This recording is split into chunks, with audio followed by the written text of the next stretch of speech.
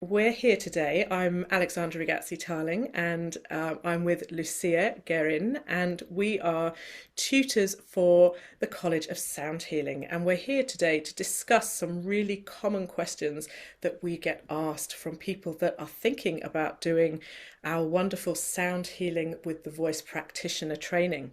So I think we should just kick off, Lucia, because Yeah, we've already been chatting about it, and so it's time to just yeah, just let people know. And because so many of the questions are the same, so you'll get many of the answers here in this one short video. So Brilliant. yeah. So I think the question that we said most people ask us, and certainly this happens all the time, is do you need to be a singer? Do you need to have, some sort of amazing voice to do this Mm, training? And of course, my answer is always absolutely not. The whole point of this course is actually to strip away all those preconceived ideas about what singing is, what having a nice voice is, and actually to connect within, breathe, and just hum initially, and then let that hum grow into a sound. mm, Let that sound come from you.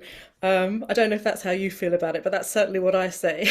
absolutely. And if you've got a voice, I think this might be even on some of the material. If you've got a voice, you can do sound healing. And um, I mean, we use our voice for healing all the time. Anybody listening to this uses their voice for healing all of the time, and it's just really about tuning into that. Just going, oh yeah, okay. So when I talk beautifully or when I talk gently to a loved one or to a child, I know how to be in that. I know how to offer solace. I know how to offer excitement.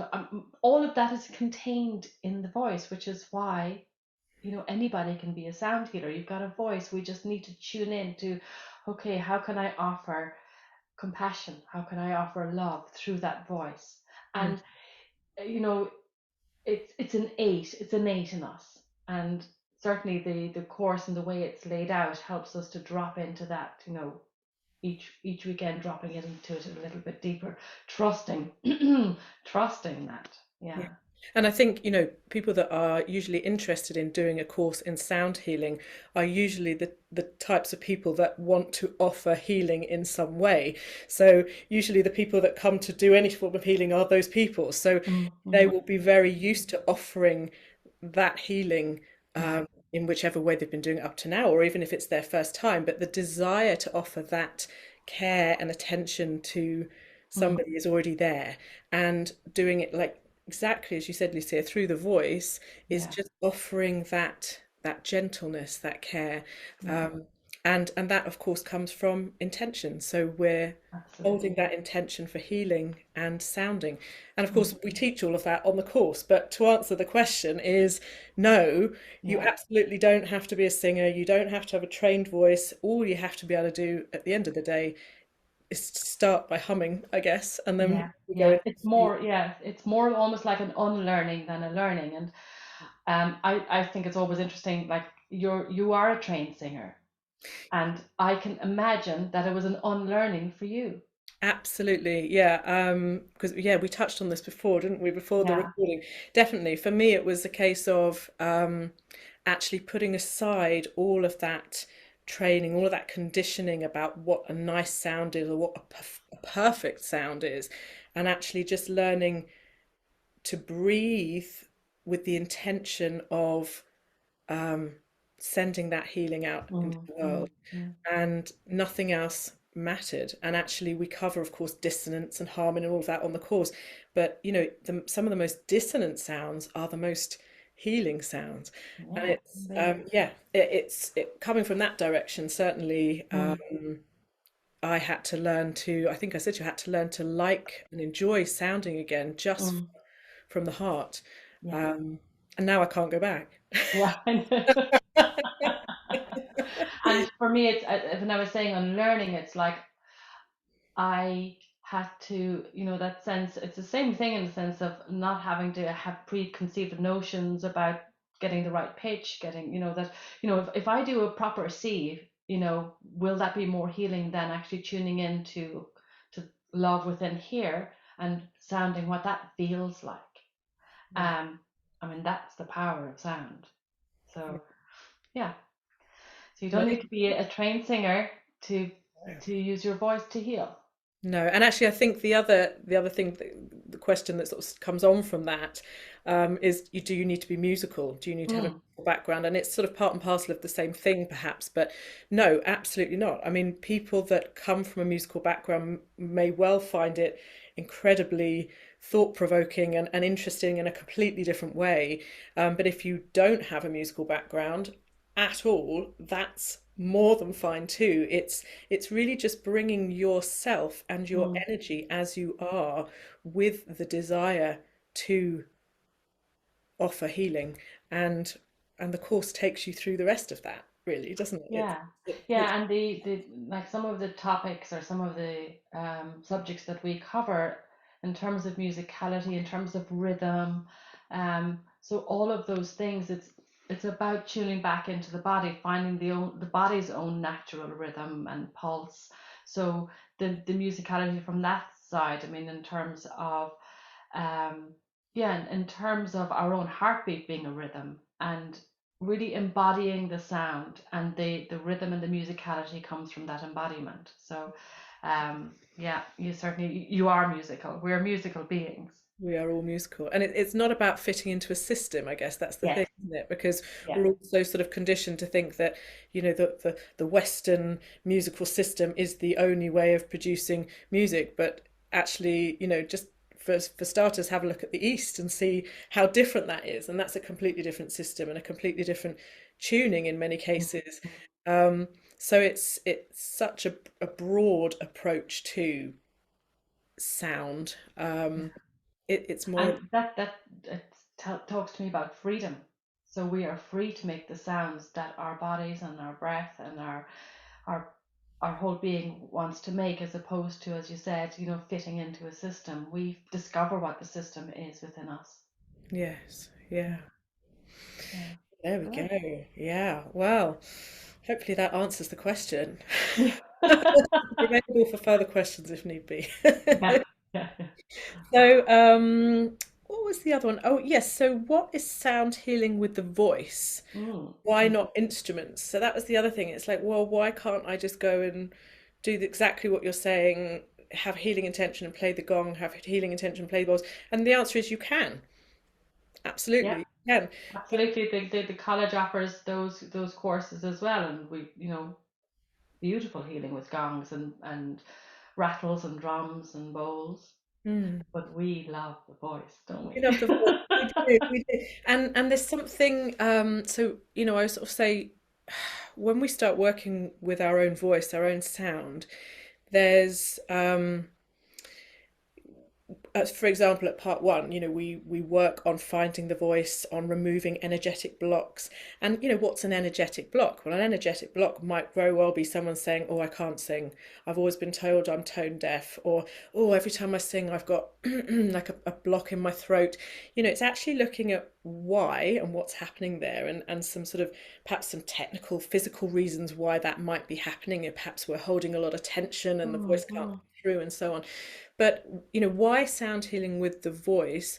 Um, Actually, honing the voice as a healing tool in itself brings this huge opportunity for personal development, because as soon as you hit up against, "Oh, I feel shy to make the sound," or I can't do that, or I feel embarrassed to scan with my voice and tone over somebody's Mhm. body.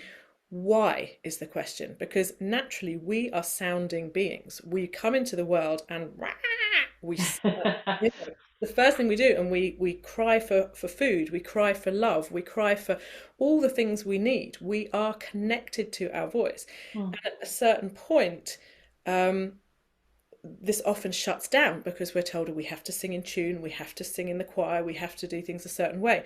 So often people come in search of a course like this because they want to remove the sort of stigma around vocalizing.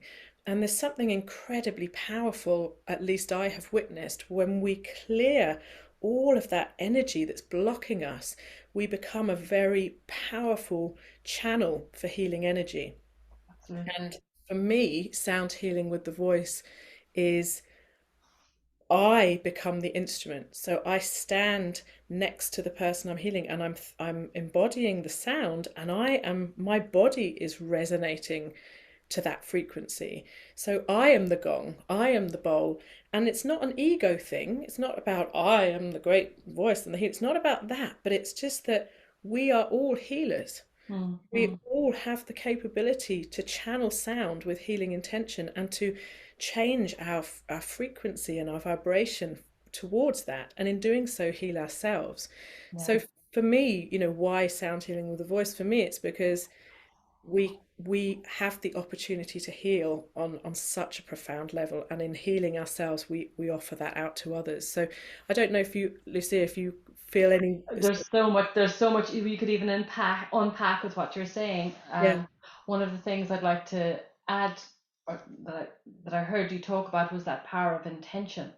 So when we are the instrument, we have the intention, and intention is also a vibration. Our minds and our thoughts are vibration, so intention is vibration. So now we're marrying the intention of healing with the vocalization. Um, and I'm not sure, well, for me, it's so personal. The voice work is so in my, it's so much in me, that if I can sort of get out of the way to offer that healing intention to another, and marrying that voice and that intention, then I think it's quite profound what happens as a result. And also in terms of the person hearing that, hearing the voice, I think is really, really profound. And you can certainly add intention into other instruments and stuff like that, but they're not as closely, bound together. So I think that's a huge plus for using voice for healing, before any instruments. And we do use instruments, and when we use tuning forks, but our main, I guess, our main instrument for this training is the human voice. It's the voice. And actually, it's a wonderful thing. Excuse me, it's a wonderful thing if you are already a gong practitioner or a bowl practitioner, for example, actually using your voice alongside other instruments is such a beautiful thing to do, to be able to sing with the gong, to be able to sing with, obviously, with the drum, sacred drumming. Mm, mm, So mm. it's not that it just has to be voice forever, but like you said, it's such a powerful combination, I think, that intention and it's just a complete gelling of everything that we Yeah, are, yeah, intention and voice. Um, and it's that absolutely. we really explore that, I think, on Mm, the training. yeah. And I know there was certainly something magical for me and what brought me into this work. Um, so for me, sounding and using my voice, became almost like, I mean, it was a healing for me at a time when I was really struggling. And it was only during the times when I would sing that things would settle down. Somehow the emotions weren't quite so high, and that brain just wasn't quite so loud, and I could just come back home to myself, even if it was just for 10 minutes while I was singing, or an hour while I was at choir. But somehow the voice and sounding and being sounded and hearing the sound really, really helped calm me down, or help bring me home, really. Mm. And it was through that was my portal into the using sound healing. And it got me really curious about why sound works and what does it do. And but I guess mostly for me, it's how does it make me feel. That's the bottom line, isn't it? Because Yeah. I was going to say there's so much research to nowadays to show that the voice is stimulating the vagus nerve, the use of the larynx and the diaphragm, and of course we understand that the sound is rippling through our cells, and our cells are pure vibration anyway, being And all that water. and all the water. Exactly. We know how it works, but at the end of the day, at the end of a training weekend, or even the end of, the Saturday, and everybody's in this sort of blissful state. And I say, right, folks, it's time to go home now and we'll be back tomorrow. And they're like, oh, I've got to go back out there. Mm, mm, Because mm, what mm. we've created is this, it's exactly what you said, it's how it makes you feel. And there's nothing like it. There's nothing like it. All those endorphins and oxytocin being released into the system, but it's just pure. elation in many ways, and a complete distraction from everything else that is. Yeah. Yeah. And I suppose that brings us on to how the actual course and how it's structured and what we do, and Yeah. so maybe a few words about how the course is structured. Yeah. It's a course that runs over 5 weekends, so a Saturday and a Sunday generally is how most people run it. It's usually not a residential course. It's 2 days, Saturday and Sunday, and we divide up. The course has been divided up into 5 weekends, and each weekend we kind of delve in a little bit deeper into the power of the voice and different healing modalities. So yeah, maybe you want to talk a little bit about how that's split up. Yeah, well, certainly a question I'm asked, and Mm, people that want to be sound healing practitioners, what are they going to take from it? How's it going to work? And um, it is an accredited practitioner training. So at the end of the course, once you've completed all of the weekends, the training, the 36 case studies, the all the stuff that goes along with it, it's all on our websites and on the college website. Um, you come out as a graduate as a sound healing with voice practitioner, a sound healing practitioner. So this is a professional qualification which enables you to work as a therapist. So we look at part one at really delving into voice, and we're really looking at ourselves. I think at that point, looking at what do we need to clear and what are we done mm, with, and how can we move our own energy so that we can work as a clear channel for healing and actually start to build stamina, because of course as a practitioner you need to be strong and you need to be working with that wonderful phenomenon of entrainment, so we're making sure that well, of course we learn all about that. But as we go through the course, so part two, we learn a protocol that works on the physical body. So we learn vocal scanning, we learn to detect blockages in a client's energy field and to replace to clear the blockage and then to replace it with positive sound and positive energy. Um, at part three, we work out into the emotional body, and we learn two protocols at part three for that cover healing scales that help to move energy in the emotional body that affects um, our emotions. And part four, we're out in the causal body, out in this beautiful subtle energy, working with the bija mantras and a protocol for that. And these protocols that we learn through the course are one-to-one sessions, therapeutic sessions, but of course can be applied to your own meditation, to group work. They're the definitely, yes. basis, aren't they, of sound work with the voice. Um, and of course, it doesn't stop at part five. We look at percussive sounds, and we also bring it back then to help to work with the client to sound their own pain, or whatever it is they're working with. So I think, Lucia, you described it really well. We were talking, and you said it's circular, and I really loved that. Would you like to Yeah, expand on that? yeah. So I guess, and that's one thing I'll share at the beginning of part one is that, there's a lot of information that happens throughout the course. And there's a very good course manual that goes with it, but it's like circular learning. You're going deeper into your own embodiment, your own awareness of sound each of the weekends.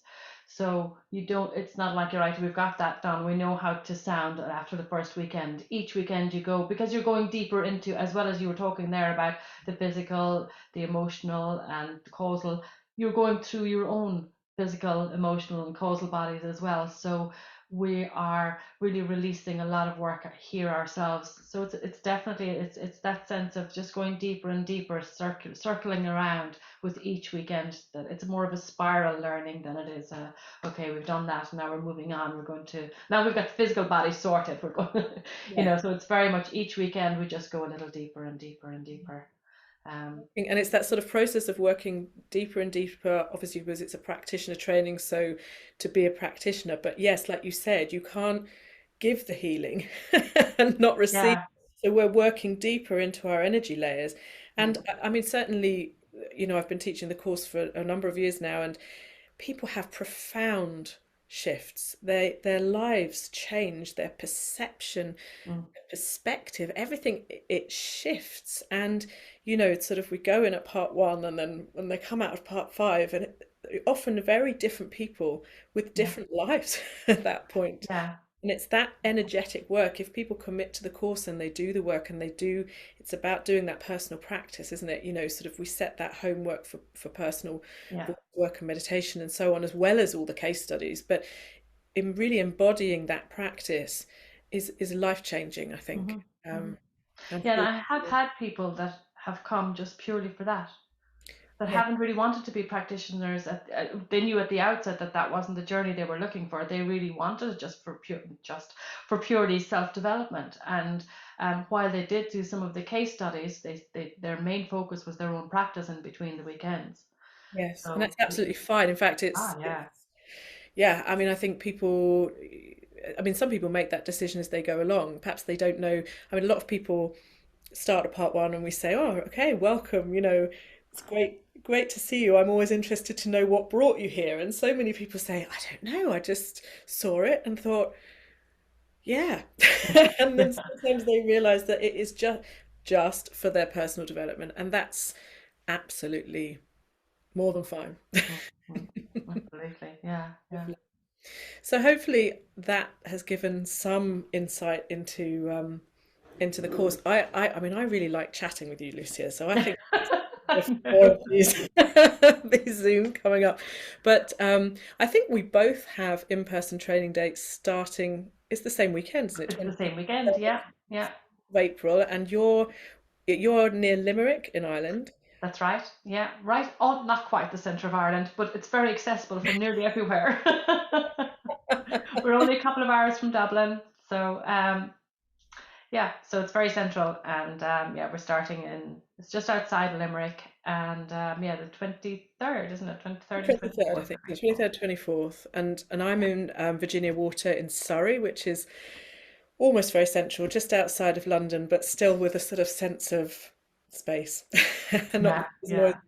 yeah, Um, but all details are on our website. So absolutely. And all of the training, all the facilitators who are bringing training will be on the college website. So absolutely. So that's collegeofsoundhealing.co.uk. And yeah, this will be on our personal Instagrams or whatever. So you'll follow the find link us in there. Yeah. bio. Yes.